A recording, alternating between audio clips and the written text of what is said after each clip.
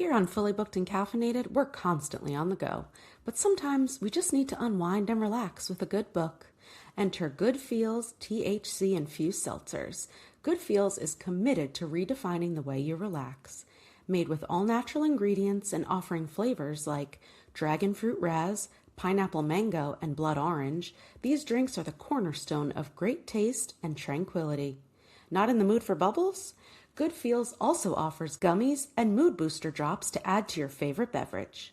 Whether you're looking to unwind after a long day, enjoy a night in with friends, or just need a little something to take the edge off, Good Feels cannabis seltzers are perfect for any occasion. And we've got an exclusive promo code for listeners of the pod. Go to shop.getgoodfeels.com and use promo code CAFPOD for 20% off, 21 and over only. Again, that's shop.getgoodfeels.com, promo code CAFFPOD. Try it out and let us know your favorite time to unwind with a Good Feels cannabis seltzer. You know when you have that midday crash and need something quick to perk you up? Well, enter Quantum Squares.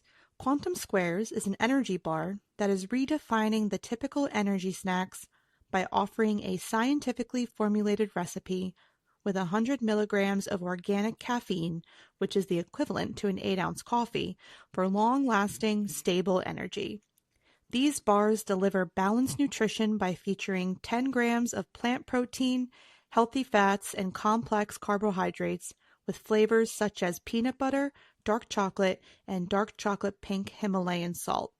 And for all our food ingredients sensitive listeners, Quantum Squares are certified gluten-free, non-GMO, plant-based, kosher, vegan, dairy-free, and soy-free, with no artificial additives or sugar alcohols. If these energy bars sound like something for you, we have an exclusive 25% discount off any product for our listeners with the promo code CAFPOD. So head on over to quantumsquares.com to shop their delicious products and use our exclusive discount. Again, that's Quantum Squares, QUANTUMSQUARES.com, promo code CAFPOD.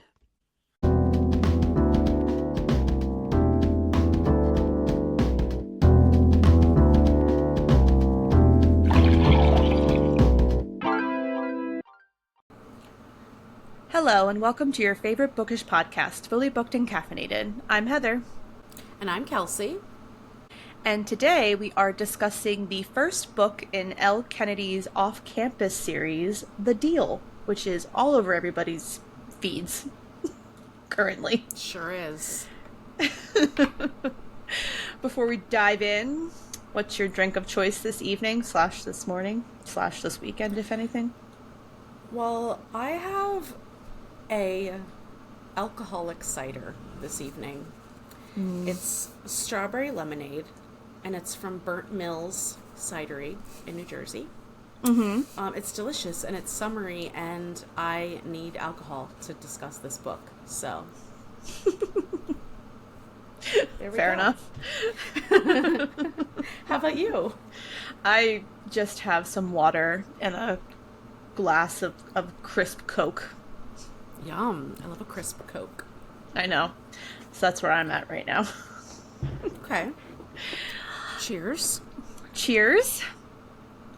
So Elle Kennedy is a Canadian author. And did you know that she has written more than... I want you to guess. How many novels do you think she's written? I mean, she shouldn't have written more than one. So... Okay. 20? Higher. 30? Higher. 50? Yes. No. She has written more than 50 contemporary fiction and romance novels, all which have been published by a variety of major houses. So, put down the pen, Elle Kennedy. She won't. No, I'm just kidding. Get that bag. Yeah. You do you. But I didn't realize it was that hot. I mean, I didn't do a deep dive into it, but I saw that and I was like, that's a lot of books. That's a lot of books. It's a lot of books. And, like, that's just a lot of books. Like, how do you have, and she's not that much older than us. I think. Actually, let's see how old she is. Let's see. She is 44 years old. Okay, that's a lot of books. Yeah. Yeah. It's giving Frida McFadden. Yeah, a little bit. And from an early age, she knew she wanted to become a writer, and so she actively began pursuing that dream as a teenager, and clearly that dream has come true. Because here we are now, knowing that she has a million novels out there. Mm-hmm. I don't know. That's just a lot. Good She'd for have her. Yes. I mean, if she's been writing since she's been a teenager, she must be writing like 3 a year. She has to be. There's no, like... I mean, unless when she writes her series, she just writes them like all the way through and then splits it up into however many books. Mm-hmm. But that's still... a lot. Releasing that many books per year is kind of crazy. Which is, like you said, it is very much giving Frida McFadden the romance version. Exactly. Okay. All right, so our story graph, who's it for? Are you ready? Let's hear it. Okay. The deal might appeal to readers who enjoy witty banter and the tension of fake relationships, offering a light-hearted experience that balances playful humor with a satisfying emotional payoff. Light-hearted is kind of wrong. This book has a lot of dark shit in it. Mm-hmm. Okay. I mean, it was word salady. I don't think it's very accurate. No. But Storygraph has been scaling it back a little bit, and I don't appreciate it. Yeah, I think this is like a B minus C plus. I was going to say a C, but we can go C plus. Yeah. But you're right. They have been not as word salady as we like them to be, which is funny. Yeah. So we complained about it, but now we're like, but that's what gives the fun information. Yeah, like that's what makes it a Storygraph. Who's it for? Unfortunately, It sounds as though the AI is updating, and now it's less word salady, and I don't appreciate that. Right? Okay, so the book description. She's about to make a deal with the college bad boy. Hannah Wells has finally found someone who turns her on, but while she might be confident in every other area of her life, she's carting around a full set of baggage when it comes to sex and seduction. If she wants to get her crush's attention, she'll have to step out of her comfort zone and make him take notice, even if it means tutoring the annoying, childish, cocky captain of the hockey team in exchange for a pretend date, and it's going to be oh so good. All Garrett Graham has ever wanted is to play professional hockey after graduation, but his plummeting GPA is threatening everything he's worked so hard for. If helping a sarcastic brunette make another guy jealous will help him secure his position on the team, he's all for it. But when one unexpected kiss leads to the wildest sex of both their lives, it doesn't take long for Garrett to realize that pretend isn't going to cut it. Now he just has to convince Hannah that the man she wants looks a lot like him. I don't remember, reading the about for this book. And yeah, I definitely never read that. This is actually my first time reading it, and I was like, oh, that's a lot. But it's a lot. I have to admit, they really tell you most of the tropes right up there. Yeah, I have to tell you, though, romance novels, book abouts are always never good. They sound so cheesy a lot of the times. Well, yeah, because romance is inherently cheesy, not in a derogatory way, but just no, I know exactly what you're saying because of the tropes. Yeah, yeah, because it's I read this, I don't know, reading this about is, I feel like it doesn't have the same feeling as reading the book, so I don't know. Right. I don't love it. It's hard to boil it down. I didn't write it, so I can't really give my full 2 cents, but... And we don't know who did, because Elle Kennedy didn't. Anyway, before we get into it, shall we take an ad break? Let's do it! You know, here at Fully Booked and Caffeinated, we love coffee, but there are so many options to choose from in the coffee game. So how can you narrow it down? Well, allow us to help. Afuera Coffee is a company that sources their specialty beans from Central and South America, and the environment is quite literally in every bean. The volcanic soil infuses each coffee bean with vibrant and unique flavors. They have a flavor for everyone based on your personal tastes. Bold espresso for me, smooth light roast for Heather. And that's not all. The best part about Afuera Coffee is the ethical sourcing and sustainable farming practices they use to give you the best coffee while still protecting Mother Earth. And there's more. 5% of all sales are donated back to charities that provide conservation efforts to the great outdoors. If you don't believe me, go to their website, afueracoffee.com, and click on the 5% Pledge tab. They have some great info on how much their pledge to charity has already impacted the environment. So check out Afuera Coffee if you're looking for great tasting, vibrant coffee, and you can rest assured knowing that you're contributing not only to your own happiness, but to the environment that we so desperately need to protect. This is an exclusive discount for listeners of our show. Use our promo code to get 15% off any product at afueracoffee.com. That's AFUERA coffee.com. Use promo code CAFFPOD, CAFFPOD. Again, that's afueracoffee.com, promo code CAFFPOD for 15% off sustainable and ethically sourced coffee. Here at Fully Booked and Caffeinated, Kelsey and I love a good strong coffee. But sometimes you just need a coffee to take the edge off and not keep you up all night, or maybe you're cutting back on your caffeine intake without sacrificing the flavor. Well, that's where Savorista Coffee comes in. Savorista Coffee offers premium craft decaf and half-calf blends that are small batch roasted for exceptional taste with ethically sourced beans, natural decaffeination, and bold flavors, such as the Colombian Inspiration Decaf with chocolate, caramel, citrus, and fruit notes, or the Barely Buzzed Half Calf with dark chocolate, toasted marshmallows, and walnuts, which is directly going into my shopping cart. Our listeners can enjoy an exclusive discount of 25% off any product with our promo code CAFFPOD. So head on over to Savorista.com and be sure to put in that promo code during checkout. Again, that's Savorista, Savorista.com, promo code CAFFPOD to try out what customers rave to be the best decaf coffee they've ever tried. All right, and we are back. So before I jump into this, I just want to give 2 quick trigger warnings. There will be discussion of both sexual assault and domestic abuse, because those are 2 prominent ideologies of this book. Yeah, hence why it's not lighthearted. Story graph. Yeah, they took a rogue turn with that one. Okay, so this novel alternates between both Hannah Wells and Garrett Graham's POV, and they are college students at Breyer University, and they are in the same philosophical ethics class, which is apparently very difficult, and almost everyone has failed the midterm, except for Hannah, who aced it, because she's Kelsey. And then, when Garrett finds out how well Hannah did on the midterm, he essentially begs Hannah to tutor him for the retake exam.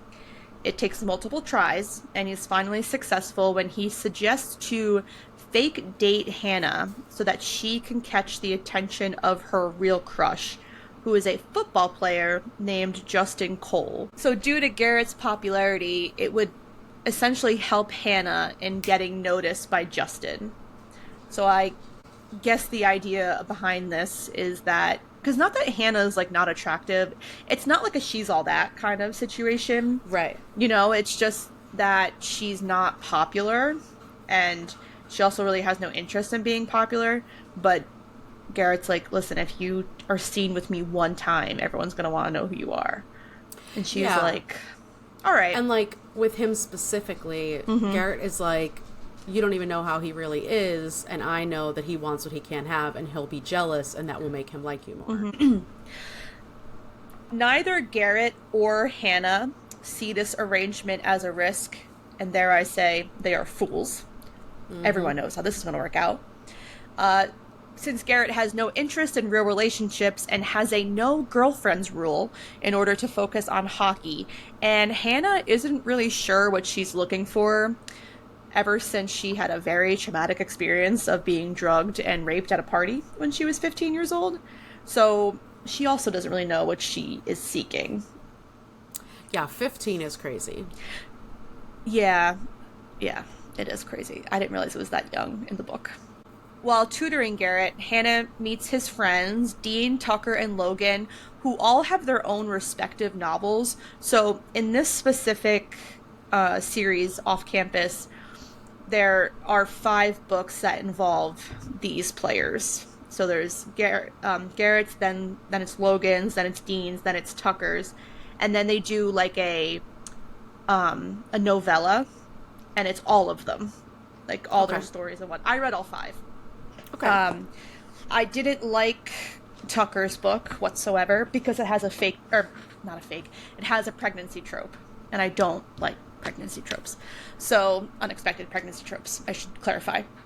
So I didn't love his, but I think Dean's was my favorite, and that's why I'm like low-key happy that his series is next in Off Campus. Mm-hmm. There was something weird, though, that I didn't like in the book, and it felt so, like, out of place, was the fact that, like, Logan ends up developing, like, an unrequited crush on Hannah, and I didn't fully, like, understand that. And, like, it happens a little bit, it's addressed a little bit in, like, his book, but I don't know. I felt like this was not necessary, because nothing comes out of it. Yeah, and it's not like... A spoiler alert, when they were broken up, Logan didn't try to, like, move in on her, or didn't try to move in on her at all before they started dating or anything. I also feel like it was not needed. Yeah. I remember not liking it when I, like, read the series the first time. Yeah. It's just, like, to show that how irresistible Hannah is, I guess. I mean, I guess, but she doesn't... Her character doesn't come off as, like, promiscuous or anything like that. Like, I wouldn't see that... I wouldn't consider her to be, like, a female main character that every single guy falls to their feet for. Mm-hmm. So, I don't know. Maybe it's a he wants what Garrett has kind of situation. Yeah, that could be it. Yeah. Garrett and Hannah end up growing a friendship, and Garrett reveals that his mother died and that he doesn't have a good relationship with his father, Phil Graham, who is a famous hockey legend that physically abused his wife and his son. And is a horrible piece of shit. Yes, that he is. During a bantering moment in a tutoring session where Garrett suggests that Hannah isn't good at kissing, because we're going to play that game. Oh, you're bad at kissing. I see how it is. She spontaneously kisses Garrett, which turns into a heated moment that gets interrupted by Dean, and in order to prove that the kiss doesn't mean anything, she continues the game by kissing Dean. And this is like the first inkling in the book that, as the reader, you can understand that Garrett might have actual feelings for Hannah that, like, lean more toward romantic. And that continues into when they attend a party together, and he's basically relieved to not see Justin, because the entire reason they're even going to this party is because she knows that Justin's going to be there. And so he's very much like, oh, this is amazing. I get to have Hannah all to myself. But then Justin shows up, and that falls through the cracks rather quickly. And Justin steals Hannah away from Garrett. And when Garrett begins to show some jealousy, Hannah then has to convince Justin that they are just friends. And Justin then asks her on a date for the following Sunday. So she's just, like, weaving in and out between, building a nice web. She's like a very sweet Black Widow. She's just like, I got you, you know? But yeah, she, like, has to, like, convince Justin that they're not anything serious. But then you have Garrett over here, who is very much like, I will beat you up if you look at her kind of situation. Mm-hmm. So, you know, things aren't adding up. And Justin is very much like, I think he likes you more than you realize. And Hannah's like, no. And it's hard because Garrett also doesn't realize how he feels. Like, he knows that he's attracted to her, but he doesn't do girlfriends. So he's like, do girlfriends. I just want to fuck her, possibly. Yes. No, not possibly. You kidding No, me? I mean, just as Oh, yes. possibly. Yes, understood. He definitely wants to fuck her. Oh, yeah. I mean, he talks about her tits so much, so yeah, of course. He talks about how she has enormous boobs, the tiniest little waist, a huge ass, and no hips. Yeah. Okay. Yeah. This feels like a woman written by a man to me, but okay. Sorry, go on. No, you are fine. At a birthday party for Dean, Garrett wants Hannah to celebrate with him for passing the midterm retake by having a drink. And Hannah is, of course, hesitant to drink in public due to her, sexual assault. And she kind of, really thinks it over. And because she trusts Garrett, he promises to act as, a bodyguard. So at this point, Garrett doesn't know about the rape. Hannah had originally told him that it was a friend of hers. Mm-hmm. And so he knows, her fear of, drinking out in public. And so he wants her to be able to let loose and enjoy herself. And so he's like, listen, I'll be your bodyguard. I will watch the bartender like a hawk. I won't let anything happen.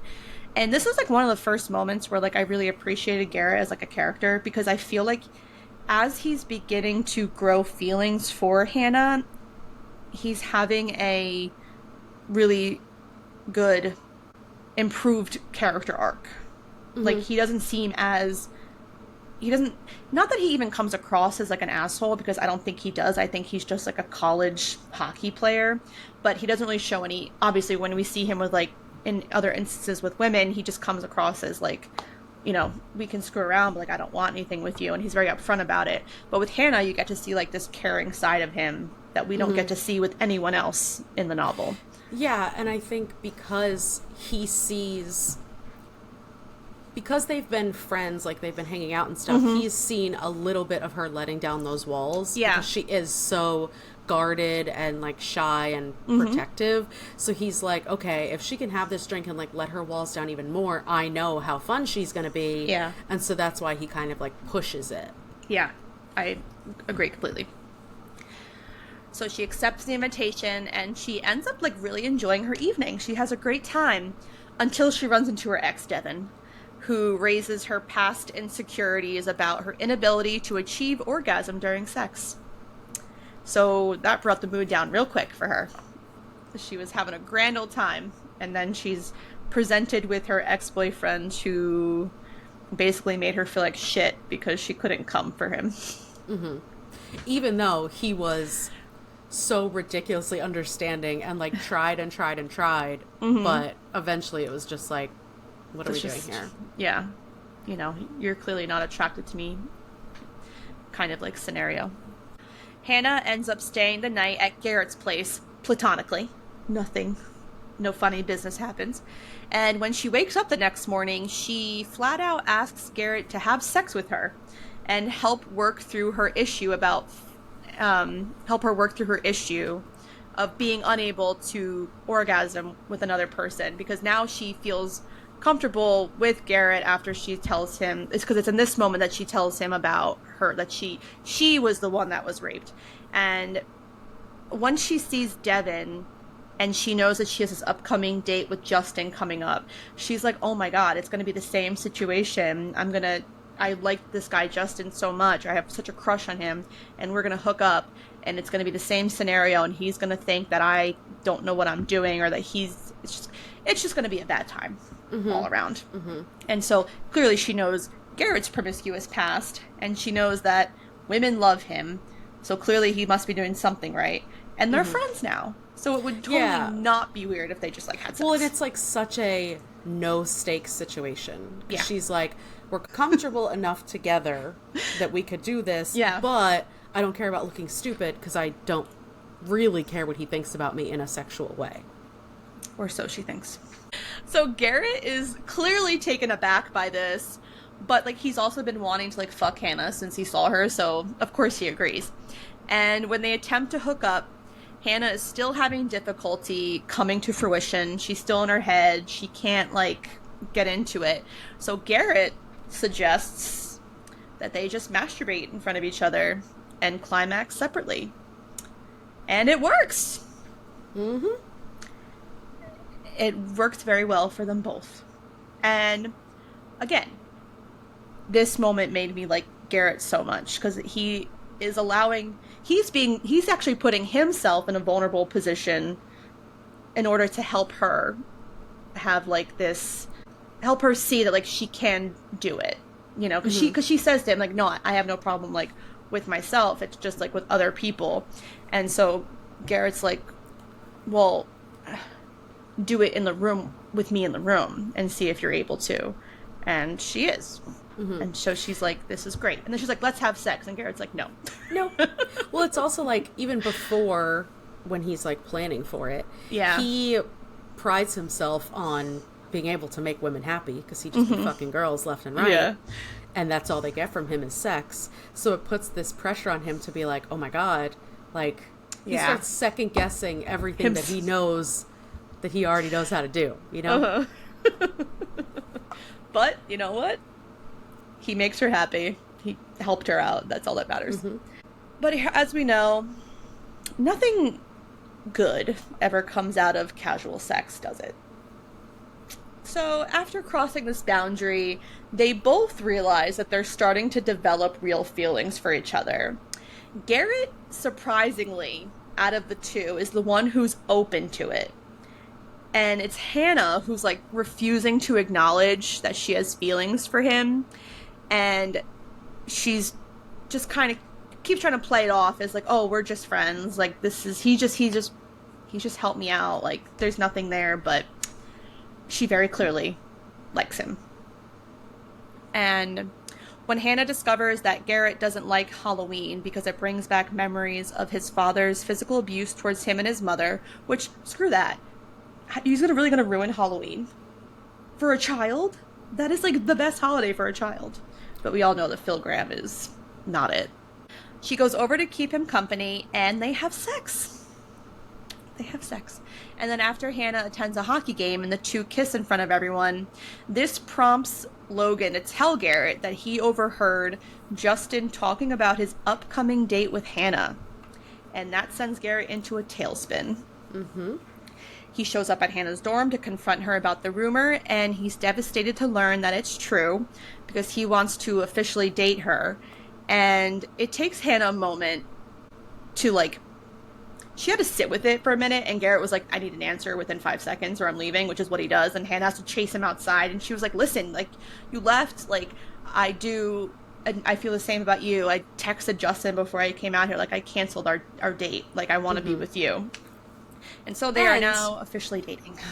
Understandably, Hannah has to think it over because she's like, do I really want to be with this guy who's never had a girlfriend or never had a relationship?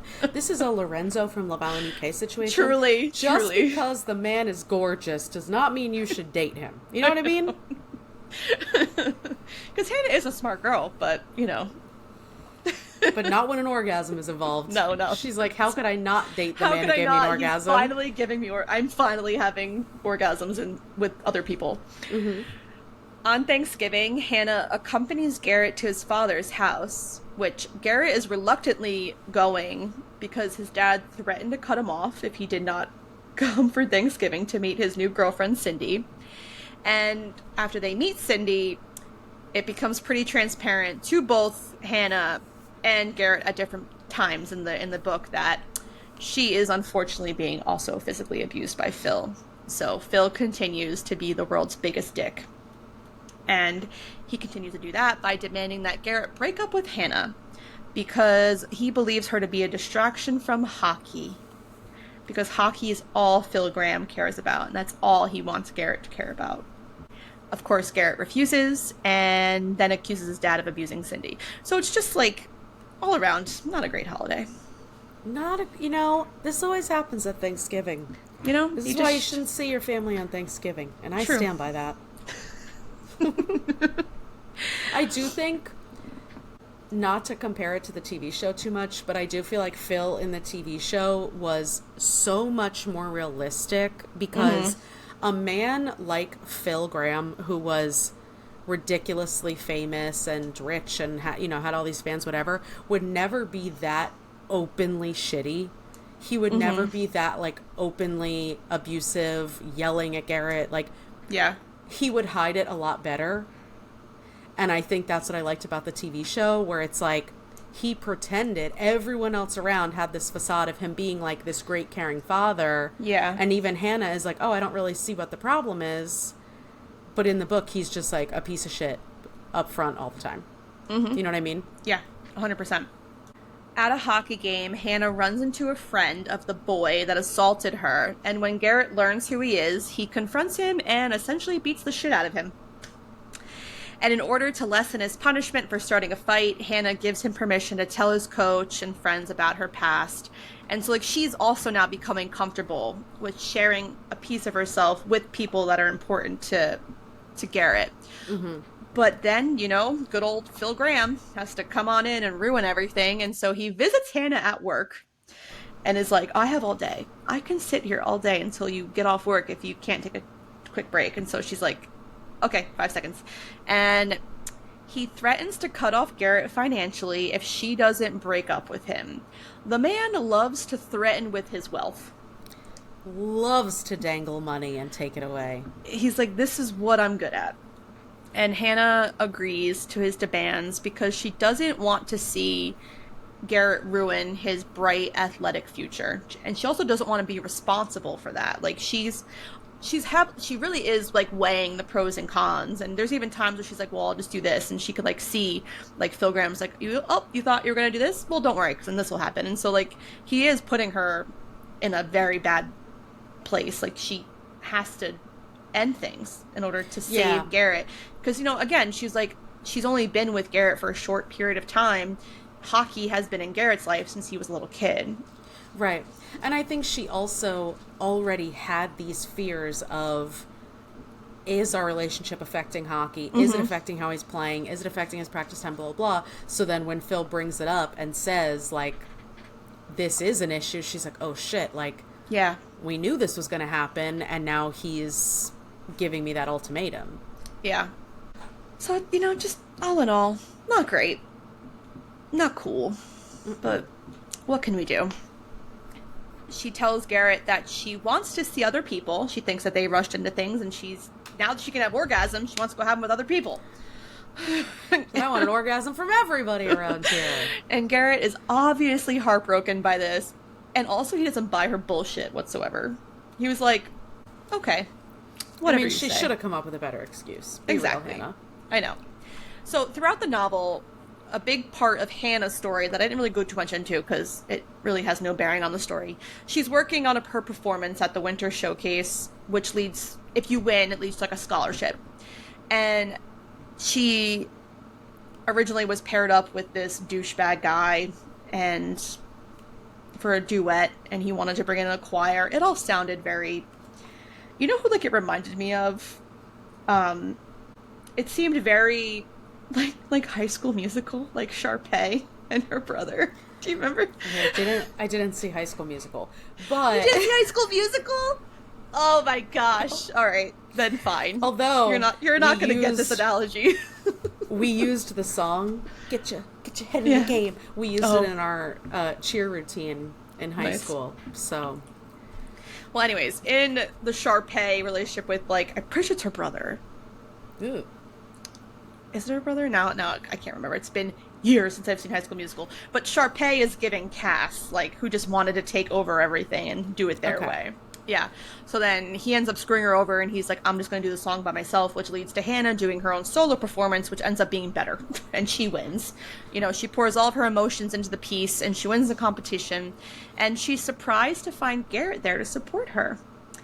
And Garrett he's begins... like, why the fuck wouldn't I be here? Are you dumb? I know. Exactly.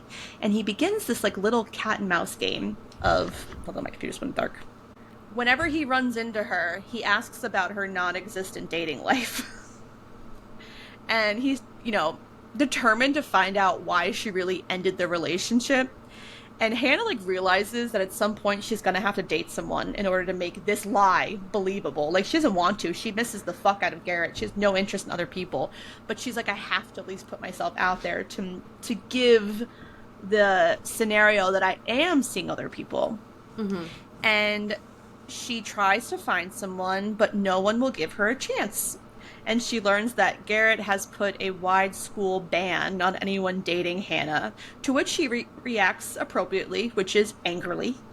Angrily in the locker room, surrounded by dicks. Surrounded by penises. Just penises everywhere. After confronting Garrett, she admits that Phil forced her hand in ending the relationship, and then Garrett explains that after his birthday, he was able to access a trust fund that his grandparents had left him that his father knows nothing about. And so if she had just told Garrett what was going on, and like I really like, there was this one part that I liked, because then Garrett's like, we just lost all that time for nothing. Mm-hmm. Like, if you had just been honest and like told me what was going on, like I could have told you that I already have a solution to this plan. Because and like, I get why. Obviously, she didn't want to tell him, because she knew that he would be like, oh, fuck my dad, we're going to do it anyway. And then it could end up fucking with his hockey and his money and all this stuff. But at the same time, if the roles were reversed and Garrett kept a secret like this from her, she would absolutely lose her shit. So it's like, can we just have some better communication? It's a romance. It's the theme of every single book we've ever read. The communication is never a strong suit in anything remotely to do with romance. So obviously now that he's able to access his trust fund, he pays his father back everything he owes him, which is kind of a flex. I'm not going to lie. That is kind of a flex. And then he cuts himself off from that relationship completely, because now he literally needs nothing from his father. He has the money. He's going to be an NHL hockey star, so he's going to be set for the rest of his life. So he can wash his hands of his dad for like good, because there's no reason to have any kind of relationship with him. He brings nothing to the table. Yeah, and Phil, who is so driven by ego and by his fame and his money and all this stuff, like, imagine that fucking ego blow to him, to be like, oh, the one thing that I could control, I can no longer control. So Garrett and Hannah get back together and live happily ever after. So we actually both watched Off Campus. And I want to talk about the differences between the book and the show. Now that you've read the book and you could see how drastic some of the changes were. So many differences. I know. I was shocked. So I would like to talk about that, because that'll also lead into like discussing the book and stuff like that. But before we do that, shall we take an ad break? Let's do it. If you've been a long-time listener of the pod, you know Kelsey and I are all about pop culture and the entertainment industry. And if you happen to be looking for a one-place stop to shop for officially licensed merchandise, we've got the place for you. Old Glory is the ultimate destination to shop, offering over 300,000 items for music, sports, entertainment, and pop culture fans. This family-owned superstore has provided high-quality clothing and accessories since 1969, featuring the world's most iconic bands, sports teams, fan-favorite apparel, and quirky gifts, which means there's truly something for everyone. With free standard shipping and same-day order processing, Old Glory delivers fast and reliable service with every purchase. So whether you are shopping for yourself or looking for that perfect gift, Old Glory is your one-stop shop for iconic, high-quality merch, and our lucky listeners will receive an exclusive 15% off any product with the promo code CAFPOD. So head on over to oldglory.com to begin shopping their wide range of high-quality merchandise and get that exclusive discount. Again, that's Old Glory, OLDGLORY.com, promo code CAFPOD. If you're a listener of the pod, you know that Heather and I are booked and busy. We're always looking for ways to make our life easier and to boost our energy and focus, which is why we've got a company for you to check out called Strong Coffee Company. Their instant coffee and latte options not only provide a quick route to your delicious morning coffee, their blends are also infused with 15 grams of grass-fed protein, 5 grams of MCTs, 250 milligrams of adaptogens such as ashwagandha and theanine. If you're like, what the heck does all that mean? It means you'll be getting much better sleep, more mental clarity, and no jitters or crashes. Better sleep means more productivity and more energy to do things you love, like read and listen to this podcast. So if you're committed to being your best, healthiest self without giving up your daily cup of coffee, check out Strong Coffee Company. We've got an exclusive discount for you only for listeners of our show. Head to strongcoffeecompany.com and use promo code CAFPOD to get 20% 10% off any product. This is the highest discount Strong Coffee offers, so make sure to use this code ASAP and let us know what you think. Again, that's strongcoffeecompany.com and use promo code CAFPOD. And we're back. All right, so the one thing, though, I want to talk about before we get into the discussion of off-campus in the book, I had, was looking up, possible discussion questions, because, realistically, it's like a romance. There's really nothing to, discuss. There's no in-depth discussion it all questions. just pretty much lays it out there. Yeah, but there was one that I saw that I actually was interested by, and it talks about Hannah's sexual assault. It holds its own prominent role in this book, especially when she tells Garrett that she's broken and she wants him to fix her. And it's so I just want to know how you feel about this situation and how Hannah views sex. Because, she was sexually assaulted at such a pivotal age. It pretty much ruins her view on sex completely, because that's not only, she was a virgin. She, didn't consent to any of this. So her first sexual experience is a pretty fucking terrible one. Yeah, and it's more than just the sex, right? Because the sex is one thing, but then everything that happened afterwards basically ruined her entire life. Ruined high school for her, ruined her parents' life. Now they can't even afford to leave. She can't go home to see them because she doesn't even want to be in this town. Her dad got, almost got arrested for beating the shit out of some guy. It has ruined her entire life. And I think this is actually done better in the book. And that's the only thing you're going to hear me say that's done better in the book. But I actually liked how in the book it feels like she has dealt with it a lot more. Yes. And even though, like you said, this is ruining every sexual experience she's ever going to have for the rest of her life, right? But it hasn't stopped her from trying, and it hasn't stopped her from understanding that that's something she's going to have to work through for the rest of her life. Because, she sees that she missed out on this amazing relationship. She really liked her ex-boyfriend. Nothing went wrong with them, but she felt guilty that he was trying so hard to give her something that he couldn't give her. Yeah. And she was just tired of feeling bad, or, you know what I mean? Tired of him feeling bad and tired of her feeling bad that she couldn't get there. Yeah. And so I feel like at the beginning of the book, she's like, it would be so much better to just not be with anyone. She hasn't gone on a date. She hasn't been in a relationship. It's so much easier to just be out of sight, out of mind. And so you see how obviously it affects her whole life, but she doesn't let it doesn't affect her psyche in a way it really that a doesn't. rape would. You know what I mean? No, and because then she still has she has this attraction to this new kid at school, Justin, and she wants to act on it. And then once he finally starts showing interest, she realizes that, I'm gonna have to deliver. And then she, that.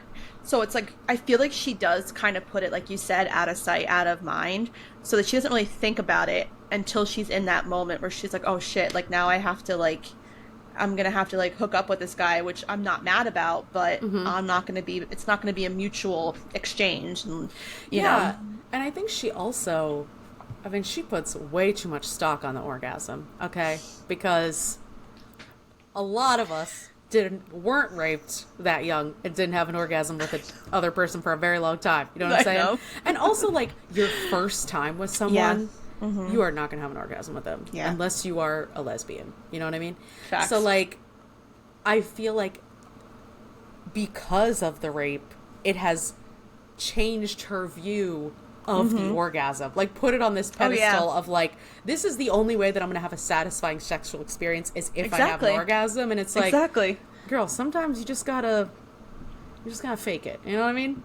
And you know I mean, but I'm also glad that she doesn't she's able to still she's able to self orgasm. She doesn't have to depend on someone else. She's still able to connect to her body in that way. Yes. I think this would have been a very different book and a very different discussion if she wasn't able to do it on her own, because it is really about the trust. It's not about 100% her body blocking an orgasm. It's about another person and fully giving herself over, because like obviously you know this, like in sex you have to, as a woman, you have to like trust the other person you're with to be able to let go. What do you mean? I'm a virgin.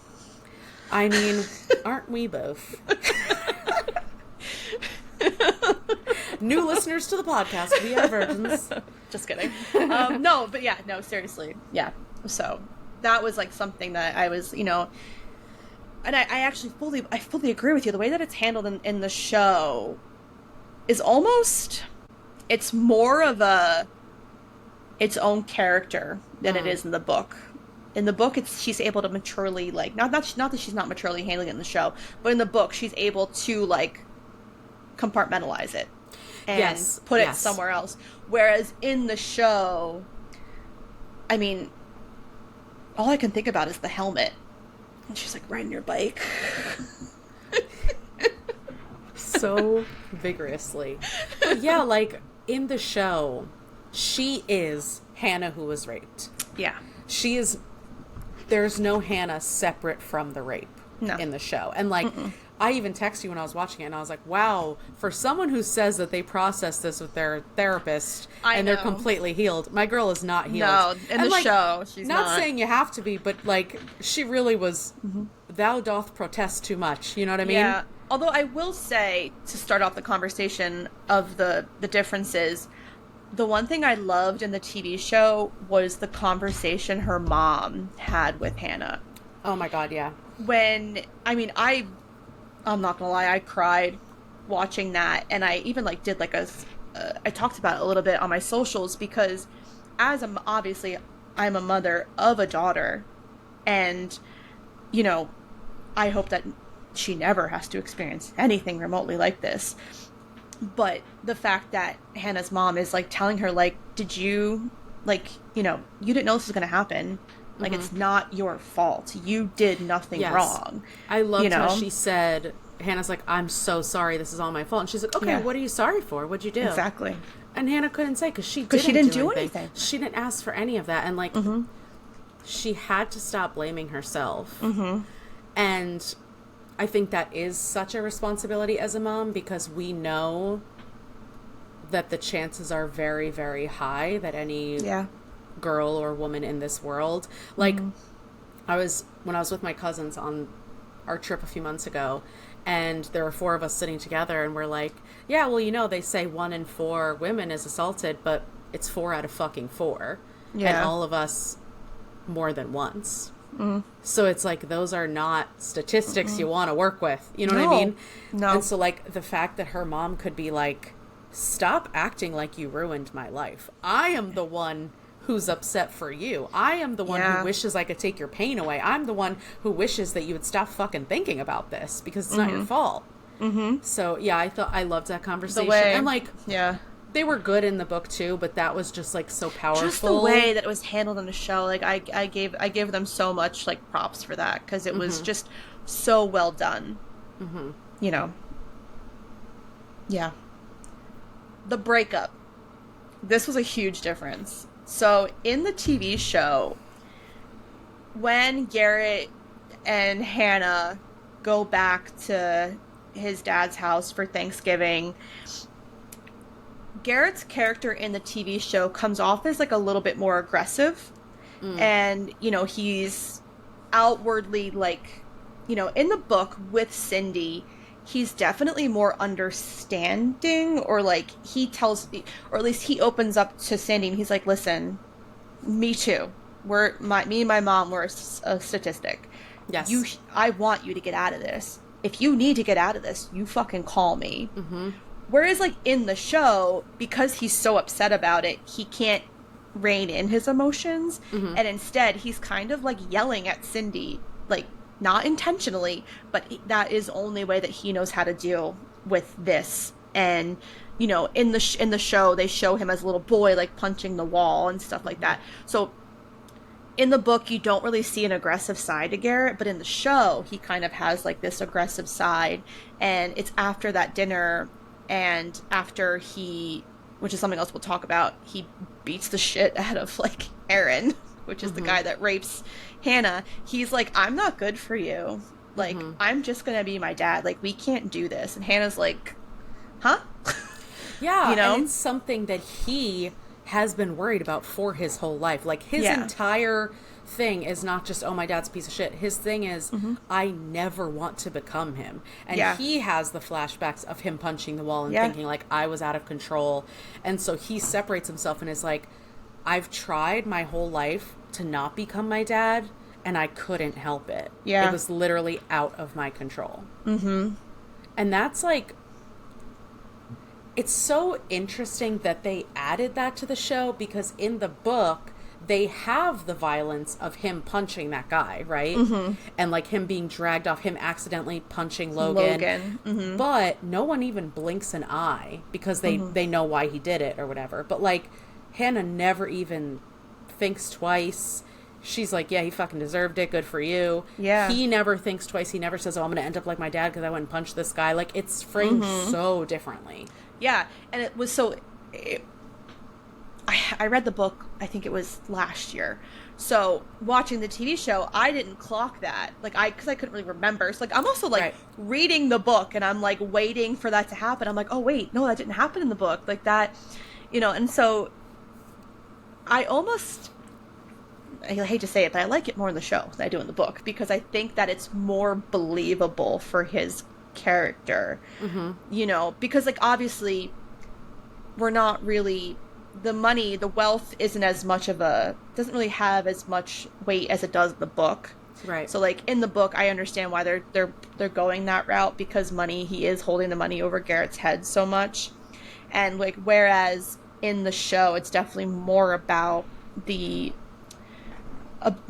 physical abuse. Mm-hmm. So yeah, and I think, to your point from before, that Garrett was the one who started liking Hannah first, who wanted this to work, who cared so much about her, who would, like, sacrifice everything to make this relationship work. And then he realizes, oh, wait, I'm not right for her, and I need to leave her to protect her. Yeah. And that made so much more sense with his character. Mm-hmm. Whereas in the book, obviously, Hannah's excuse was bullshit. Garrett didn't believe it. He knew it was stupid. Like, it just felt like, in order for them to have this, like, fake breakup thing, the stakes had to be higher. So I think that's why they did it in the show, and I liked it better. Yeah, and actually, now that I'm thinking about it, another thing that I think was much different in the show Garrett than the book Garrett is show Garrett had a lot of, like, anxiety.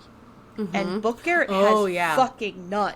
Like, there's that whole scene in the show where Hannah's not texting him back, and he's spiraling, and, like, you know, obviously, you know, that it leads to not great things, but it's just, like, I think that book Garrett has recognized his dad for what he is and what he's done, and not that he's accepted it, but he's sat with it. And he is determined to not be that. Whereas show Garrett has not healed from it, has not sat with it, has, you know, like, and he's just, that is why he's acting out the way he is, because there has been no way of reining it in, no way of trying to break the cycle.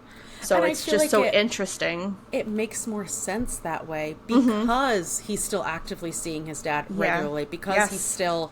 Everyone talks about his dad to him, and because we see in the book and the show that he's struggling with, do I really love hockey, or do I love hockey because I'm supposed to? And I think that anxiety about, okay, this is my entire future, and I might not even want this future, is a lot more evidenced in the show than it is in the book. Yeah. Yeah.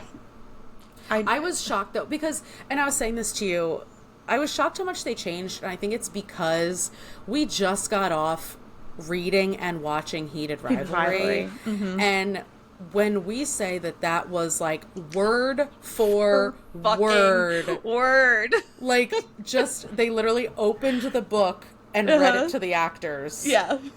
And then this was, like, so different. So drastically different. And I know, different. obviously, because you had told me that each book is a different couple. So I was waiting for all this stuff to happen with Allie and Dean in the book. But it doesn't, because it's in the next book or whatever whatever, third one. It's actually the third book, which is like, yeah. But I'm happy they're doing that way, I swear. And like, I'm happy they put it in the show to like introduce all the characters, but I was just so confused because I'm like, when does all of this other stuff in the show happen? They did the fake breakup and I only had like less than 2 hours left on my audiobook. And I was like, I don't know shit about anyone else. Yes, I understand what you're saying. Yes, you know what I mean? You watch the show and you see it all happening in real time, whereas in the book, Allie and Dean, like, don't even... Like, Allie's still with Sean. Allie is with Sean, book 1, book 2. You know, book 3 is like when she's... We also don't know anything about Allie, really. Like, we don't know anything about her relationship with Sean, whereas in the show, like, obviously you see so much of Sean, but I really loved her relationship with Allie in the TV show. Oh my god, it was so good. It was so, and like that was one of my favorite parts of it. Like the chemistry between the entire, like the chemistry in that entire cast was unreal. Like that is probably one of the better casts I've seen in like some time. Like they just all have such great chemistry together. And I've watched so many interviews post show, and it's just like, you know, they all get along so well, and they're all just they're all just good together. But I agree, like Allie and Hannah's friendship, same thing, book to show. In the show, it's just so much more emotional and like meaningful. Not that it's not meaningful in the book, but in the book they're just kind of like college friends, whereas like in the show they have a real friendship, you know, because there's like the whole part where Hannah admits to Allie that like it wasn't her friend that got raped, it was her, and Allie's like, oh no, I knew it was you. I was just waiting until you were comfortable enough to trust me and tell me that. And I'm just like, I know, it's got chills just thinking about it. You know, like, it's just like, that's a friend who like knows that you're lying, but is willing to accept you at face value because she knows that you went through something so traumatic and that you have to discuss it on your terms. That is not something that I should pull out of you, because then we're not gonna have a friendship. And that's something that I know what you went through, and I'm going to treat you accordingly, but we're going to pretend to keep this secret up, and I'm going to agree every time you say it's your friend, but I'm still going to not drink with you and guard your drinks and all this stuff. Like, their friendship was just such an integral part of the show. Yeah. And especially with show Hannah still fucking processing and dealing with all this shit. Like, she needed a friend like that. Yeah. And I also feel like book Hannah was a fucking bitch. I'm sorry. Okay. I already thought this, and then at the end, when the whole thing, which is like a subplot that literally doesn't matter, with MJ and whatever the guy's name was with the music stuff, Cass, and like MJ comes and apologizes to her, and she's like, "You're so stupid. I literally don't want to hear your apology." And I was like, "Okay, Hannah, calm the fuck down. Like, she got played by a dude. Yeah, come on." And like, she was just so mean to her. I was like, "This is unnecessary." Yeah, yeah. I did not love that at all. I know, because I was remembering that as I was like reading the book, because show Hannah is definitely so much different than book Hannah. Like, book Hannah is more like abrasive and kind of comes off as not likable. Yeah. Yeah. And I feel like what they're describing as this like witty banter in the book was just her being savage. Like, I didn't think it was witty banter. I think the reason that it worked with Garrett is because he played off of it and he would like give it back to her. Yeah. But I was like, I don't really find this funny. I actually find this kind of fucked up. Like, give MJ a break. She just wanted to date with a boy. I know. But I'm also glad that they didn't pull that into the show, that they didn't have it be like a duet. Because, like, honestly, again, it kind of felt like a plot point of the book that was pointless. Yes, because then in the end, she ends up doing it solo and she wins. So, like, why did we have to go through all this drama? With, like, you know? Yeah, so, like, I totally agree. But then I, like, saw something that, when I was doing my notes, that some people compare, like, Justin in the show, that he was a mix of, like, of Cass and, like, the book Justin, because he was like a musician and he was kind of coming off as Oh, with the music. Yeah. Oh, like, this is good. Like, why don't you like it, kind of thing. What do you mean you're not feeling it? So I was like, oh, you know what? Like, that's actually kind of true. So because then it's also interesting that in the show they make Justin a completely different character than who he is in the book. Yeah, like, which is so funny. Completely different. Because in the show she's so anti-athlete, especially hockey. But like, she would never go for a football player. But in the book, he was a football player. Yeah, I do see what you're saying though, because of those times with Justin when he was like, she kept complaining about the song and he's like, well, you're not doing any work, and like, I wrote this song, this is what I like, and blah blah blah. So yeah, that tracks. Yeah, so I was like, oh, that's interesting. I also like thought it was the whole school-wide ban, like, I forgot that was even a thing in the actual book, to be honest, and like when they brought it up in the show, and then I was like, oh, like, I didn't even clock that either, that like it was Garrett that like did it in the book. And I'm glad that it wasn't Garrett that did it in the show, because it wouldn't match his character at all. Not at all. That's so out of pocket for show Garrett. So I'm happy that it was just like his teammates. They were just like, nobody can date Hannah. They ride hard for him. Yep. Yeah, I think I'm really impressed how they were able to make both Garrett and Hannah more like complex and relatable, where, like you said, Garrett having that anxiety in the show, which he had no anxiety, no second guessing, nothing in the book. And also Hannah in the show, she's very nervous to sing in front of other people. She doesn't like singing in front of Garrett. She gets like self-conscious when he watches her video and stuff. Whereas in the book, she's like, I don't give a fuck. I'll sing for everybody. I sound great. Like, there's just like, it just doesn't feel real. In the book? Yeah. Yeah, and like, I will say too, like, in the show, I think that the casting of like Elle King as Hannah is like one of the best casting as well, because she plays the show Hannah. She like makes it her own, to be quite honest. You know, because I agree with you. I feel like after watching the show and then reading the book, I'm like, these aren't the same person. You know, and so like I don't even think, if they had kept Hannah as she was in the book in the show, that's not the right actress for it. So it's almost like they changed Hannah to fit with her, which like I also like, really, I think that's great. Like it's like one of the times where the show is so different from the book that you like the show.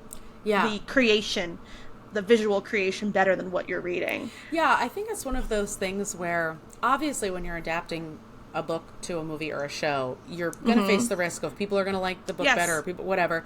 But they were able to change it enough that it's still the same idea, but these are very different characters. And like you said, casting probably had something to do with that. Like, they found people who really embodied what they wanted the show to embody, but it really gave the characters even completely different personalities, which you don't see that often.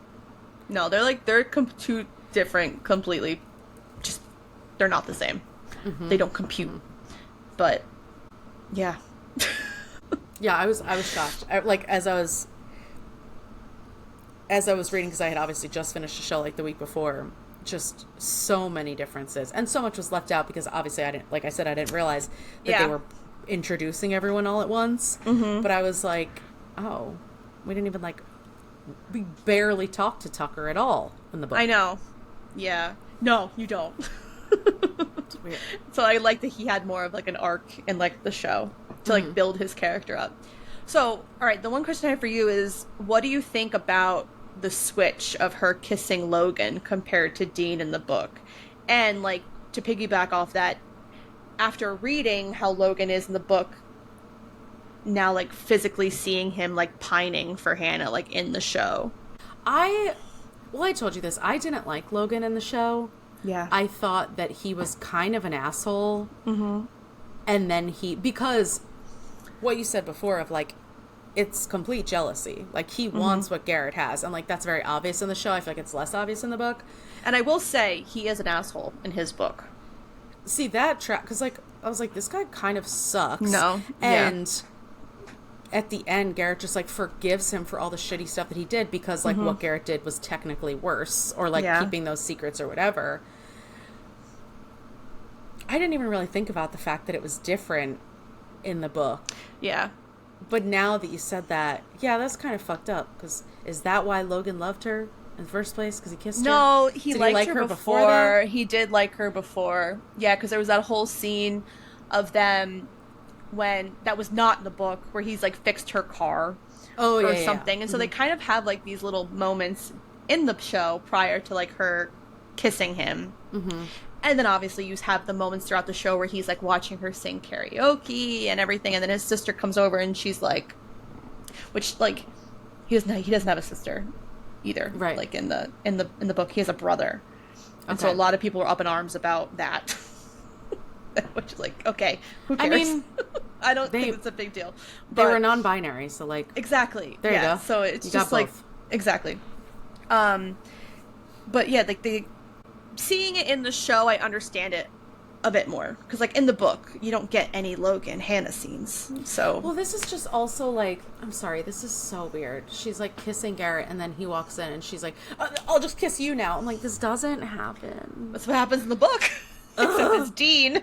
It shouldn't happen in the book either. That's I my know. point. No, I agree. I agree with you. But also, it kind of makes more sense with Dean because Dean is just like a Exactly. little slutty boy. Exactly. Like, So she and that's knows like, that he's going to be down to kiss. Okay, Exactly. that's a good point. Yes, it makes a lot more sense with Dean. With Logan, it's just kind of like cruel. Not that she knows, but it's just like, no, it is of course cruel. not. But like, you know, I don't know. There were some scenes in the show that were hella cringy. That was one of them where they're in the weight room. yes, And I was just like, okay, I don't get it. And then the whole, as entertaining as it was, the whole, the play scene, oh my god, like, it was hilarious, but so stupid and unnecessary. I'm glad they left it in because, like, it showed everyone's, like, you know, everyone getting along and everyone, like, bonding and stuff. But I was just like, what are we doing?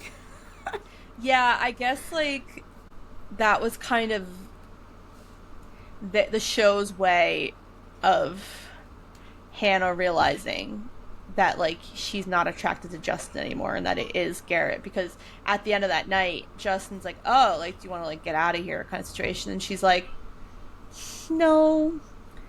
And then I do love that moment though where like where it's like very much 10 Things I Hate About You and she's like playing the song in the ring. That was cinema. Loved it so much. That was cinema. No, that's actually a good point, though, that in the show, she has that realization that she doesn't like Justin because he's kind of like douchey and like only likes her because she's unattainable, blah, blah. Whereas in the book, the only reason she blows off Justin is because she likes Garrett more. Exactly. So that's a difference also. Yeah.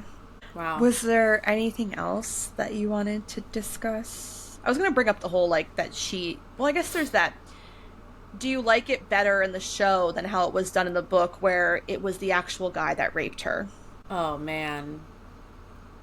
Because that is nothing to do, like, that, they're so far from, like, being, like, the same thing. Because, like, in the book, it's his friend, and that's just coming to a hockey game. Like, whereas in the show, Aaron plays hockey, which like leads to like why Hannah doesn't like hockey, or like, you know what I mean? Yeah, because... I mean, I think in the show it had to be that way because of that, and because of her reaction of like shutting down and like, you know, her very, very big reaction. It had to be him and not just one of the friends. Yeah.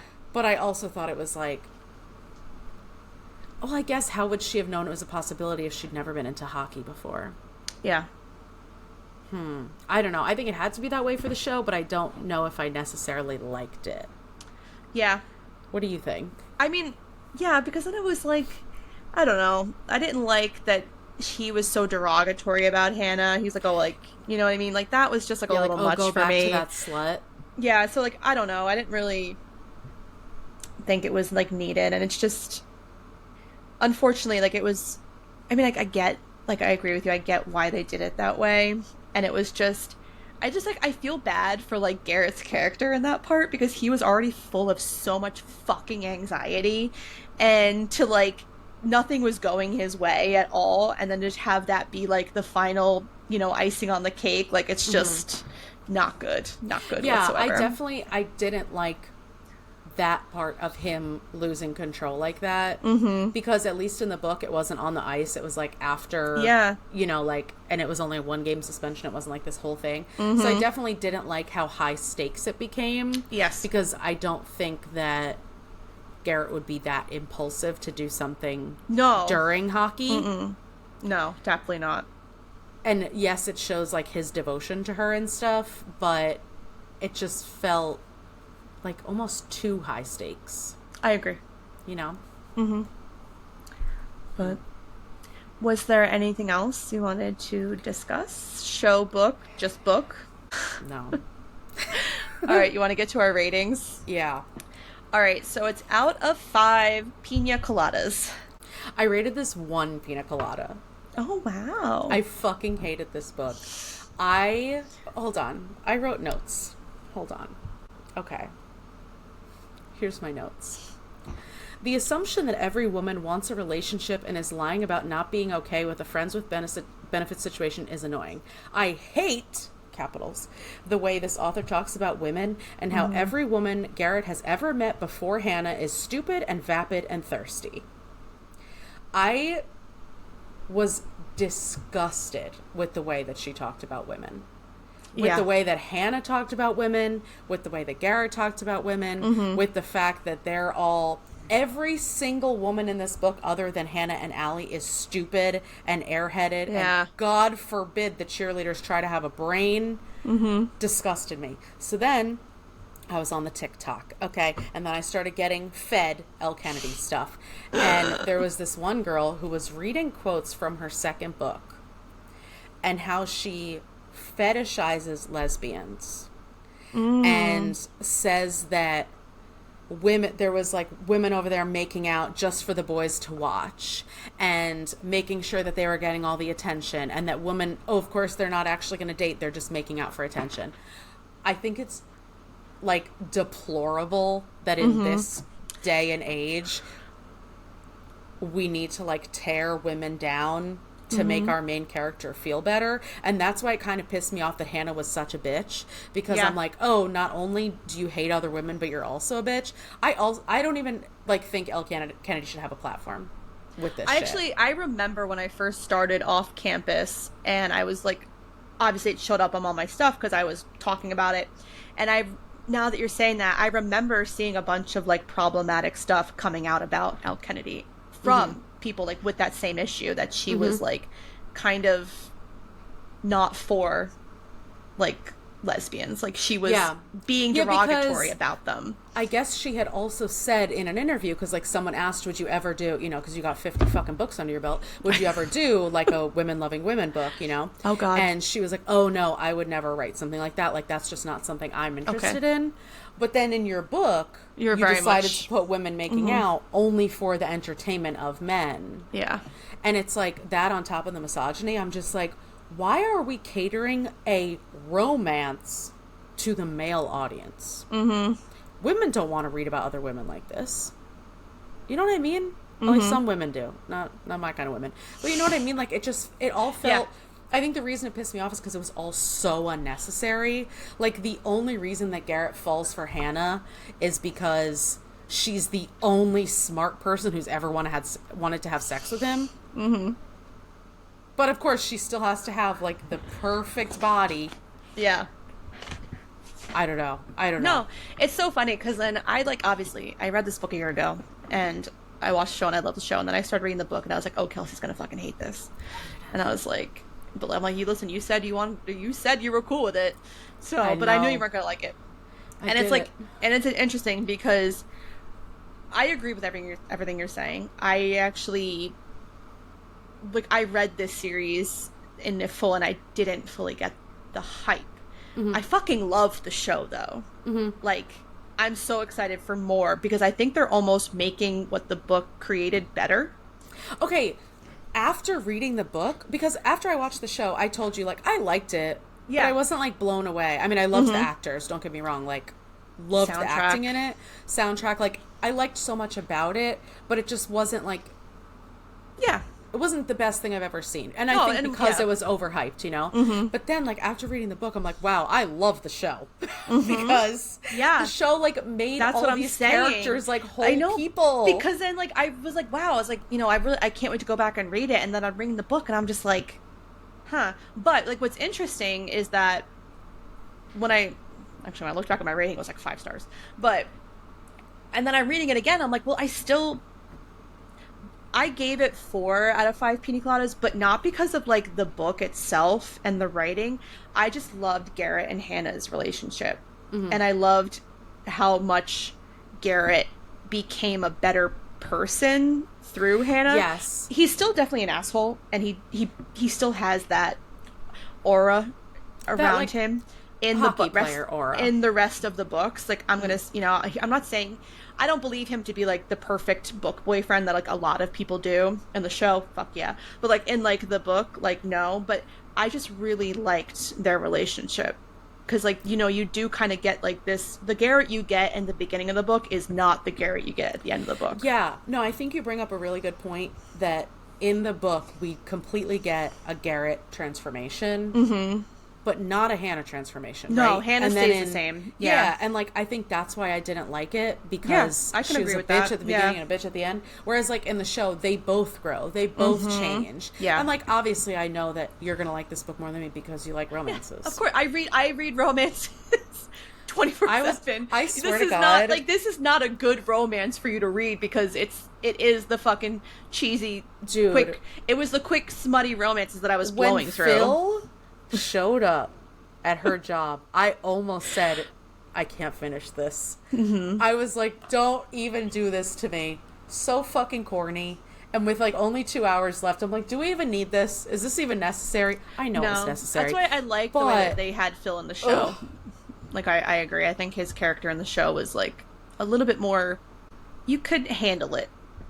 Whereas, like, in the book, like, he was just a fucking asshole. Yes, and, like, think about, like, what you know about abusers. And, like, obviously every situation is different, and, like, some men are just horrible up front. But, like, a lot of them try to mask this, right? Like, mask who they are. And, like, he came off in the show of, like, oh, you know, my life is so different now, and I have my fiance, and like, I've turned over a new leaf, and, like, I just want a relationship with you, and, like, he just was so much more earnest. But then, you know, you're under that false pretense, and then you realize that he's still the same guy he's always been. Whereas in the book, he didn't even pretend. He said, I'm a piece of shit now, I've been a piece of shit then, and I'm not going to change. And I just feel like that's a little bit less realistic.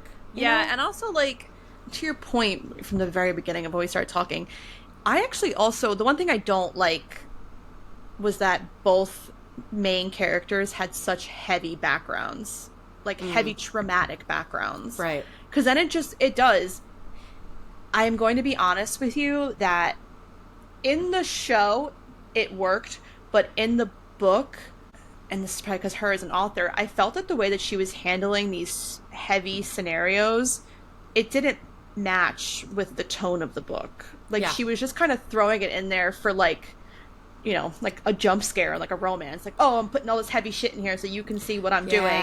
But it doesn't really flow. There was no depth to it. No, but in the show there was. Right. Because then you get these flashbacks of Garrett as a child, and him seeing his dad washing the blood, you know, and, like, you know, whereas and in how the book, it's affecting him now with his anxiety. Exactly. Like, whereas in the book, there's none of that, like, whatsoever. And the same thing with Hannah. Like, she's in therapy. She's processing what she went through. Whereas in the show, they're like, yeah, like, okay, I got over it now. I just can't have orgasms. So it's almost like the author was just kind of throwing these heavy thematics into the book to give you, like, a punch and make you get emotionally invested in it, but you can't get emotionally invested. But now that you said, after you said that she has 50 books under her belt, that actually makes more sense to me. Like, she's not taking the time to fully develop and flesh out these characters. She's just like, plot point, plot point, plot point. Now I'm on to my next book. I know. So that actually makes more sense to me. Yeah, and it was so funny because I was like, oh, like, I never finished, like, the series because she has, like, spin-offs. I was like, oh, I have to, like, read them. And I was like, why? And then I was, like, wondering why, like, I didn't continue it. And then I read this book, and I was like, oh, wait, now I remember, because I don't fucking like her writing. And because, like, there's so many romance authors that you love. Oh, I love. Yeah, and she just wasn't really, like, for me. Like, granted, like, yes, I gave this one, and I gave this, oh my gosh, I can't remember which one is Dean's book. I don't think is it The Score? It might be The Score. That one, like, I gave because I liked that one a lot. But I love a reformed playboy that gets roped in by one girl. Like, I just love that. It's one of my favorite tropes. You love a man who can be fixed. Yes, you love it. But yeah, no. Yeah, like, I kind of forgot, like, how lackadaisical the book is compared to what the show put out. And now I'm like, oh god, no, the show is shocked. Way better. Which is, like I said, like, it's a rare thing for, especially for me, to like the film / TV show adaptation compared to the book. And there were so many changes, but they were changes that worked. Whereas, like, you know, like, when we watch People We Meet on Vacation, like, I couldn't stand it. Like, it was way too fucking different. But this was also very different, but it was better. Yeah. Yeah, and I think, obviously, the difference between that is that the book, People We Meet on Vacation, like, those characters were completely developed, had more depth, had more, like, more of a journey that we saw in the book, and we weren't able to see that on screen. I mean, it's also a difference between, like, movie versus TV series. Oh, yeah. So that obviously has something to do with it, but... Listen, there's so many movies that should have been TV shows. People We Meet on Vacation should have been a television show. Yeah, I agree with that. Wow. Anyways. Should we end on that note? I literally was like, how am I going to get on here and talk about this book that everyone loves? And I'm like, wait, they love the show. No, they love the show. Book. And I didn't love the book either. I based it fully on how I felt about, like, the relationship, not on anything else. Because, again, the fucking showcase fluff in the book was stupid. I'm so happy that didn't make it to the show. And, you know what I mean? It was just, you know, yes. It's not a great book. I agree with you. Yeah. So don't worry. I'm really happy that we talked about the show and the book. I know. I had to. Because I was like, wow. What the fuck else are we going to talk about on here? I know, I was like... Like you said, what are the discussion questions? There's really no substance in the book, and there's substance in the show. So, you know, whatever. We did it. It's fine. One more off our list. I'm just introducing you to the sports romance world. It's so funny because sometimes... you'll have me read a romance, and I'm like, wow, I love romances. Like, Kennedy Ryan. I love Kennedy Ryan. I know. That's why, like, I low-key think that you would like Liz Tom Fordy's books, the Windy City series. I do have to try one of hers, because she's one of her favorites. They are thick, but the way that she writes the men, and she does, like, POC, too, which, like, I love that she's very inclusive. So, like, I think that you would like her books a lot. Okay. I'll give one of those a try. Listen, I'm not opposed to trying it. You're not. And I appreciate that were willing. And I was thinking about it too. I'm like, listen, I've read books that you suggested that were not my cup of tea, but I'm glad to be exposed. And usually you like them. Not Botanical Daughter. No, Botanical Daughter. But you didn't like it either. I didn't like it either, so it's fine. Oh my god, wait, I was on, like, Instagram, and someone was doing, like, their top reads of the year, and that ended up on, like, their reads. Like, they gave it 5 stars. I was like, nope, unfollow. No, I'm just kidding, I didn't unfollow. But I was like, no. Just shows. Yeah. Every person is different. Every reader is different. Exactly. Good God, Botanical Daughter. Anyway. All right. Well... that is all we have for you today. If you like what you heard, please make sure to follow, subscribe, and rate and review the podcast on whatever platform you listen to us on. If you have any book recommendations or questions for us, you can email us at fullybookedcalfpod@gmail.com. Also, be sure to follow us on TikTok and Instagram at fullybookedcalfpod to see our upcoming reads. Thanks for checking us out, and remember, if you need us, we're fully booked. Bye! Bye!